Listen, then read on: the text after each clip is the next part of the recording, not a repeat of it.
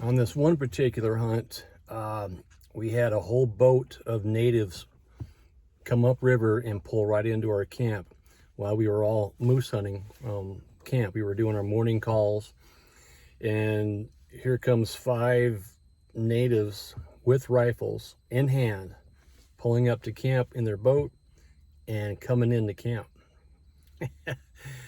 Oh boy, right? I mean, there's no moose in our camp, but they're walking in with rifles. And one guy hangs back in the boat with his hand on his rifle like that. What do you do? Wow. What happened next has changed the way I've moose hunted in Alaska forever. And you're going to want to listen to this story to the end. Before I get to that, my next live Zoom call is going to be this Tuesday. We're going to go over bear baiting phase 2.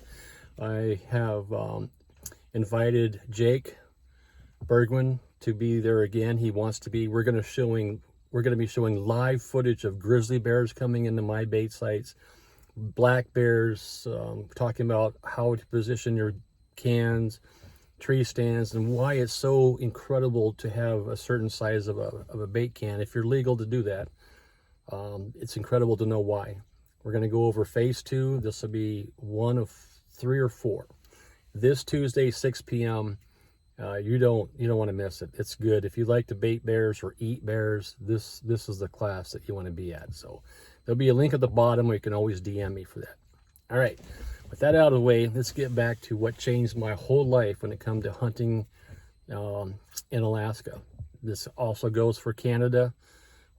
Every state probably obviously has Native Americans that have been there forever. So yeah, me and my buddy Archie were up in a tree. We saw the boat come in. The natives saw us in the trees, and there was no waving. My dad was in camp, and they're walking into camp, and my dad, he met them before they would come all the way into camp. We don't know what they're thinking, so it was more about what to do. So me and Archie, we're coming down, getting ready to climb out of the tree, and Archie has an AR 50 caliber Beowulf. I mean, it's a sweet rifle, big caliber. And he waves, he goes like this to the guy in the boat, and the guy in the boat was looking directly at us, and the guy in the boat taps his rifle. Tension's high. Well, we're not on native land at this point. We know it. We've checked the regs. We've been to the university and pulled up maps. We have them with us. We're legal to be here. And so we climb out of the tree.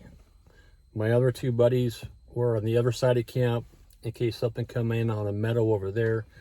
Next thing you know, we're all conversing around in camp, in the middle of camp, which my dad has a campfire going.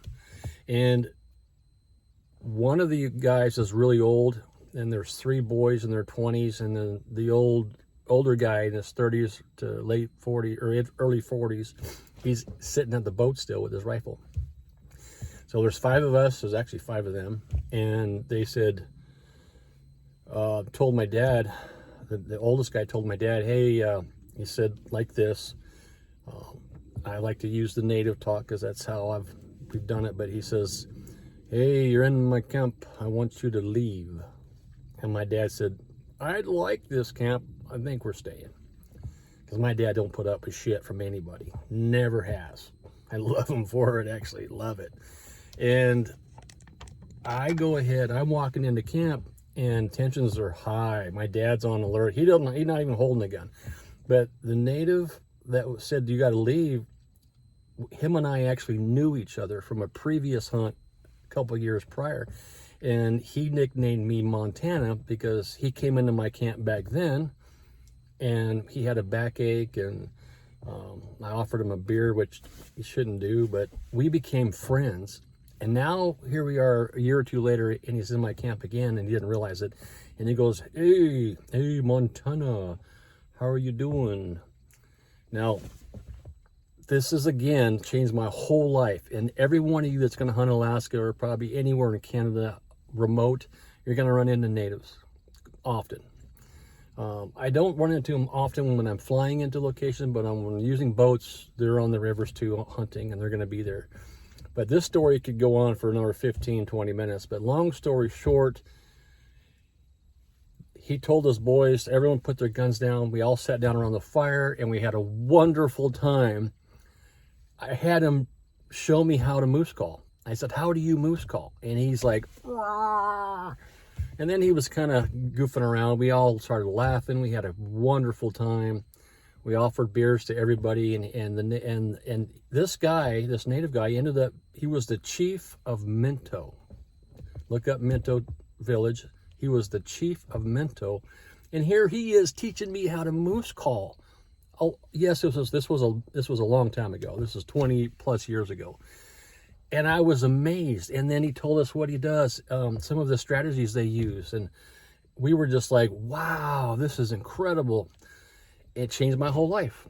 I now hunt moose like this, like this chief of Minto told me. Some of the strategies I put in place because of him. Some of the calling techniques I have are because of a wonderful Native American in Alaska, Chief of Minto. It turned out to be a blessing, and he has passed since then, but what a blessing it was to have them come into my life and bless me and my friends and my dad. So just because you're thinking it could be a bad thing, always be positive, give them the most respect you can, but that doesn't mean I would say tell them everything. I would say be guarded, especially if they're coming with rifles, and just hold your ground. Make sure you're legal and not on their property. There's a lot of Alaska Native property. So, all right, I'll see you this Tuesday for next live round for bear baiting, and stay tuned for the other half of this because it gets pretty good too. God bless to all of you, and be safe out there.